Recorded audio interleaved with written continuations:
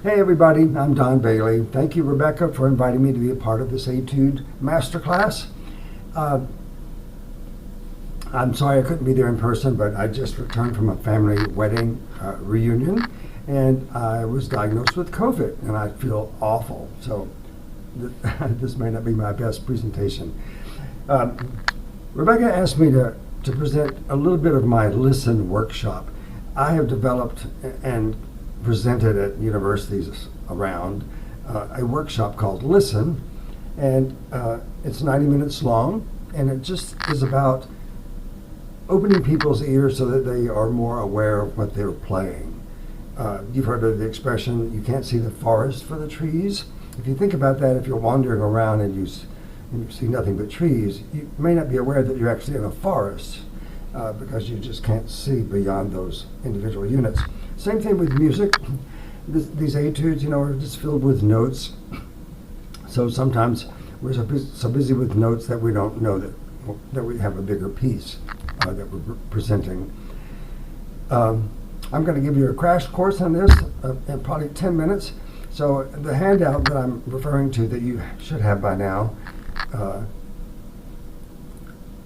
is actually something that I've used for the longer class. So I probably won't go into all of this. But I want to say that I don't have a lot of high school students anymore. I enjoy teaching, but I don't have a lot of high school students. So I'm often called in at the last minute after everyone has learned all the notes, just to give a coaching on musicality and phrasing, shaping, and those kinds of things. So, but in my Listen, I'm going to back up and do a little bit of the Listen workshop to show you what goes into making music, not just playing etudes. And if you look at the handout, the first thing that you'll see there is an internationally known tone warm-up. It's by Marcel Moise, one of my mentors. And you can see it starts on a B natural, goes to B flat, so a quarter note to 3 beats, breathe, and then repeat it. And the repetition is just so you can fix whatever impurities that you might have missed in the first iteration. So, and you can do these with vibrato, without vibrato. But the point is, if A is equal to B, meaning the first note is equal to the second note, and then if B is equal to C, and C is equal to D, then you can think mathematically that then A would equal to C. So that by the time you got down to Z, you can see that all of your notes would have some form of homogeneity. Not the same pitch, of course, but the same ingredients. So you've heard this. If you go to any international workshop or competition or school, you will hear people doing this. If I can not cough.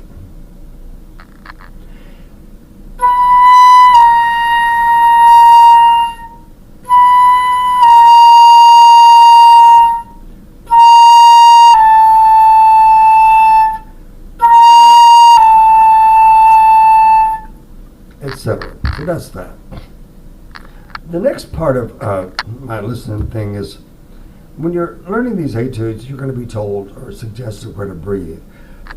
Obviously, we have to breathe, but you have to ask yourself every breath, is it a breath or is it a break? Because if it's just a breath, then the shaping continues. You have to be mindful of what dynamic and quality you were before the breath and be able to match it after the breath. So this continuity of sound and dynamics, this probably won't come across at all over the speaker, but notice I'm going from PP to P, which is a very little bit, and then you keep growing, so it helps you learn to just pace yourself.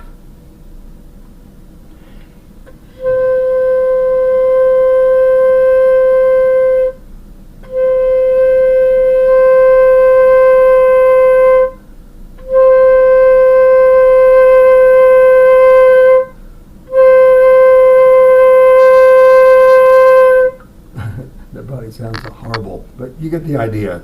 Is when you do breathe, match the notes on both sides. Much like if you're putting wallpaper on the wall, if you have a pattern of wallpaper and it's mountains, right? And then you run out of wallpaper here and you have to put another piece here. Obviously, you're going to be mindful of where that mountain starts, right? You want it to be at least where it is so it continues. You wouldn't want to put a new thing there. So that's what that's about, that exercise. And then, of course, the breath control and direction, same idea. It's very, very slow, very soft, going to a very, very loud, and then coming back to soft. But I want to make a point here. We see hairpins. See that crescendo that goes to FF? Some people might think that the loudest note is G. But in my experience and in my classes, most of the time the loudest note is over the bar line or after the end of the hairpin. So the loudest note is that A flat. So it sort of helps you be mindful of that.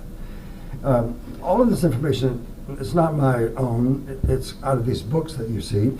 I mentioned that Marcel Moïse was one of my mentors. He wrote several books. His De La Sonorité is the Bible. Everyone all over the world has or knows that book. In this picture here, and I think the current version, it's a cream-colored cover, but I have it as black because it's old like me.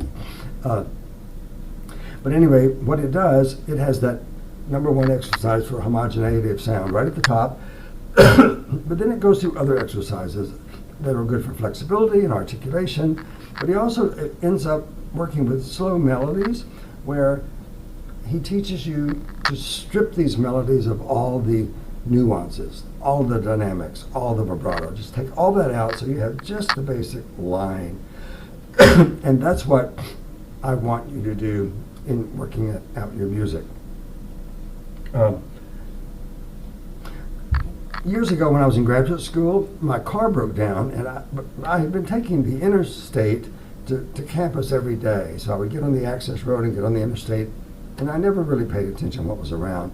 But one time my car was in the shop and I had to take the same route on foot. So I was walking along the access road, and suddenly I was very aware of the Coke bottles and the cigarette butts and the beer cans and just the trash. I mean, that's always been there, but I had never noticed it until I was there up close. So that's sort of the way that these exercises work. You just have to get down to the bare nitty-gritty. Now, one other thing about these books, I want to talk about a couple other things. Oh, but to finish, the De La Sonorité does these melodies where it strips it down to the basics.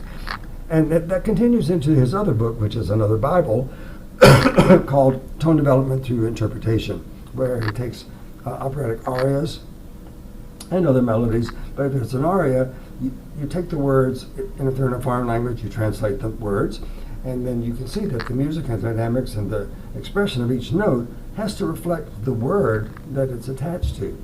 So that's a brilliant idea and very valuable. Of course, these books are available at Carolyn's store, I'm sure. And there's even a little, you see the USB, looks like a little credit card there? All those arias are actually recordings of the arias in the book. I mean, you can research them on your own, but there's a USB for them. Also, notice what I've circled here. It says how to practice effectively for just about anything. That is a TED Talk by Annie Bosler and Don Green.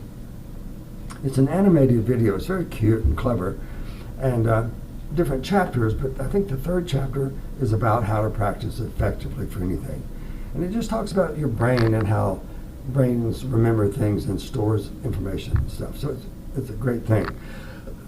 Also, in line with that, there's an article called Of Mind, Muscle, and Music. It's terrific because it talks about ballistic movement. You know how when you throw a baseball, and if you have your arm back, you've got some sort of control here until it becomes so fast you can't control it anymore. It's just ballistic. Same thing with music. If you practice slowly, you know, if you're putting your finger on this key and then this key, slowly you have time to correct things. But when you start going really, really fast, it's ballistic. And so unless you practice slowly to train your muscles to do that, you're going to be in trouble. So that article is called Of Mind, Muscle, and Music, and you can just Google it. So those are great. Moving along here, this is also from the Tone Development Through Interpretation book, although I transposed it. You can see it's just a simple melody, Russian air. So the way he says to practice it is no dynamics, meaning PP, and then no vibrato. So that's really hard to do, actually, if you think of it. You want to play it as softly as you can, but you'll find that when you have a leap from a low note to a high note, very often it won't respond when you're playing softly, because we generally cheat and blow hard, or part of our vibrato pumps it out. So so he would first have you play that twice, or actually 3 times.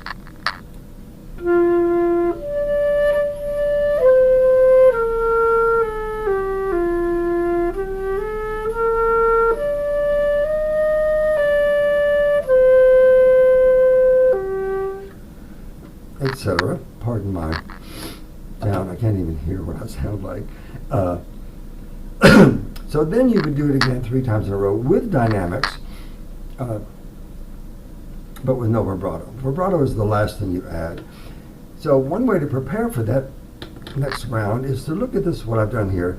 I've got all the quarter notes divided into eighth notes and with little dots over it. So if you were to tongue it, you would first want to practice on your hand. If I had you in front of the class in front of me, I would have you hold your palm up and say the syllable. So you would go,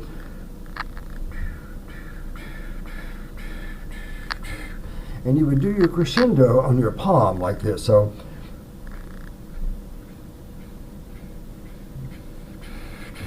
and you would just sort of get control of that. So, and then when you play it, sorry.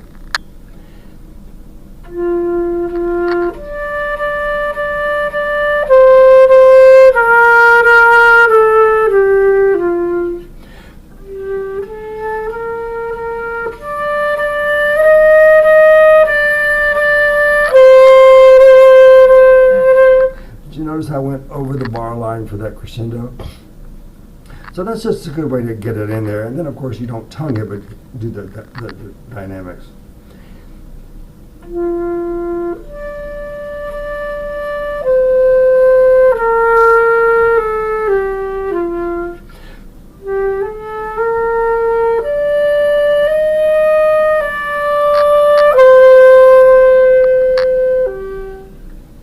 So that's Moise. He says do it 3 times so that you can, each one is a little better and you're fixing your imperfections. And then he says add expression, that's vibrato. You will find, and in my workshop I point this out, people use vibrato without even knowing what they're doing sometimes. I hear great players, for example, they might use the same speed vibrato, whether the mood is calm or intense. That's not the way I play, but some of these people who do play that way are far greater, more famous and successful than I am. So in my class, what I do is I talk about my little spiel, but then I play like 5 different recordings of the Morceau de Concours by Fauré. Everybody knows that piece. And I use it actually with my students. They have to memorize it, and that's how we do their warm-up, their tone warm-up every day. We use that piece. But anyway, at the end of the class, I will play, without identifying anyone, I will play recordings of all these famous people playing the Morceau de Concours, and they're all over the map. Some people have very fast bird-like vibrato, some people blah. But I like this exercise because when you do add the dynamics, the vibrato, and if you do put it on the first note, it'll sound very distasteful. So it's like that's the beginning of the phrase. I would think you'd want to integrate it. So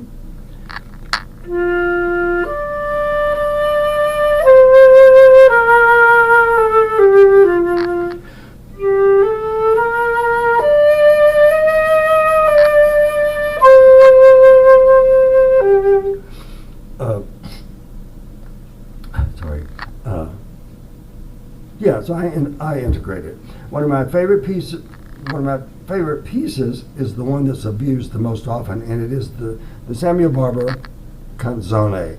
And it starts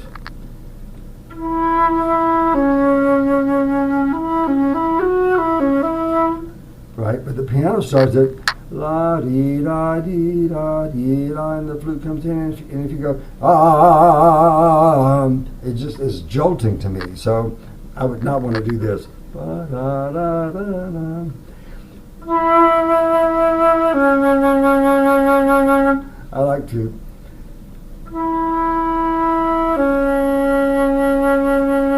sort of integrate it. So that's me. But anyway, by doing these exercises, that's what you'll come up with. Now, I have some other songs here you can practice. Morning Has Broken. I just put that in there because it's kind of fun. But on the next page, I'm going to talk about one more thing. This is a piece by Muchinsky called Three Preludes. It's a slow movement. I want to talk about ultimate notes and penultimate notes. You know, you'll be playing all these notes, and all of a sudden you get the climax of the note that stands out at the top, and we call that the ultimate note. But you can't just bring out the ultimate note. You have to bring out the penultimate note, and sometimes the note before that. As you can see, the anti-penultimate note. That way, otherwise it's just going to jolt out. So.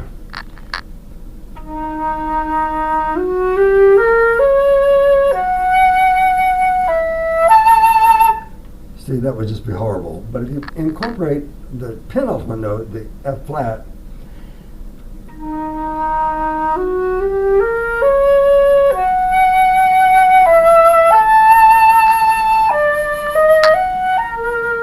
and the same thing after. Somebody made this analogy. If you look at a postcard, a picture of a mountain with snow on it, so there's not just one dot of snow at the top. There's snow all over the top that kind of goes around. So that's what I like to bring out. And again, make sure that your hairpins go over the bar line to the next note. So again, we would spend more time with that in the class. But lastly, is this Elegy Etude, the Don Juan, that's part of this year's. I think it's your first Etude. And as somebody else said in the class, I think Rebecca did, my pet peeve without this all region stuff is that they never give credit to the composer. So the students never learn who wrote these pieces. It's either the fast piece, the A-flat piece or something. Give credit to the composer so they can look them up and see the style, of that composer, when the dates were, to see what else is going on in art, literature, and ideas. That would be helpful. And since I'm on that subject, I wish they wouldn't do etudes for Allstate. I wish they would do things that students could use going forward, like orchestral excerpts. I could just see the symphonic metamorphosis, for example, being one of the etudes, because that would be something they use forever, or the Firebird, these things, or the Daphnis, But I digress. So obviously the Don Juan, I don't know this piece, let's say.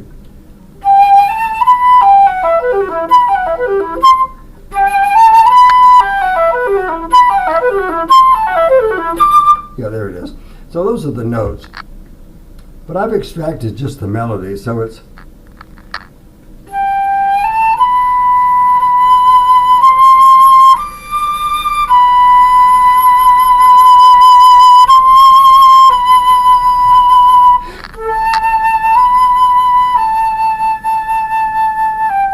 Because if you notice, I don't have the music in front of me, but I think it's all PP. It doesn't tell you crescendo or anything, but it is music after all, so you want to use your judgment. So I just made up this extracted melody, and going back to that first exercise where we go, I'm going to subdivide it and try to do the dynamics, no vibrato. No.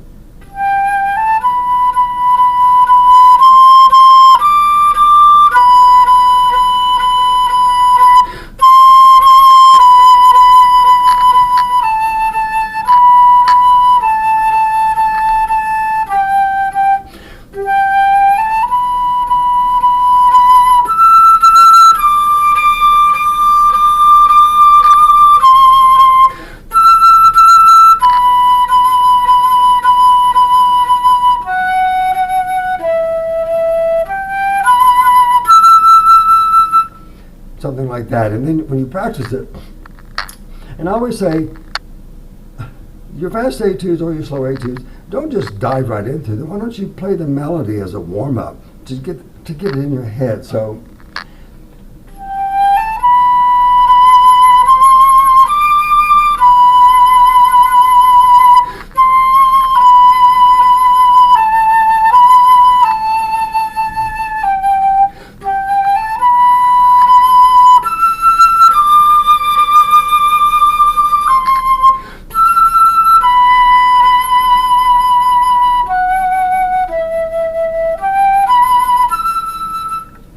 So that's a nice way to just sort of settle into your practice and then go back and add all of your notes and see how it sounds. Okay, I don't know if I've gone over time. I apologize if I have. And lastly, you can see my notes here. When you practice, focus on the task at hand. Minimize your distractions, turn off your phone, your notifications, and don't have any people around. Just focus on whatever you're doing. It's called, in the listening workshop, it's called active listening rather than passive. Passive listening is like if you're on the elevator and you hear music, but you're not really paying attention. You really want to actively listen. And then, number 2, start slowly and gradually increase the speed while focusing on accuracy. I tell my students never to practice anything faster than they can play cleanly. I just don't want to hear it if it's a mess. And don't forget about the mind muscle in music. If you're going slowly and training your fingers and your muscles, your muscle coordination, if you train them slowly and gradually, they'll stick by you. And then, of course, frequent repetitions with lots of breaks. Practice in your brain sometimes just to think things through in detail. It's amazing what you can do without even having your flute in your hands. I remember in graduate school learning the entire third movement of the Ebert Concerto on a pencil in the student lounge. It was just fun because then when I had my flute, most of the work was already done. Okay, so thank you for the time you gave me. I hope it made sense. It's difficult when you don't actually see the audience you're talking to, plus you can't really speak without coughing. But good luck with the etudes. I know you'll do great, and maybe I'll see you in a class somewhere. All right, take care. Bye.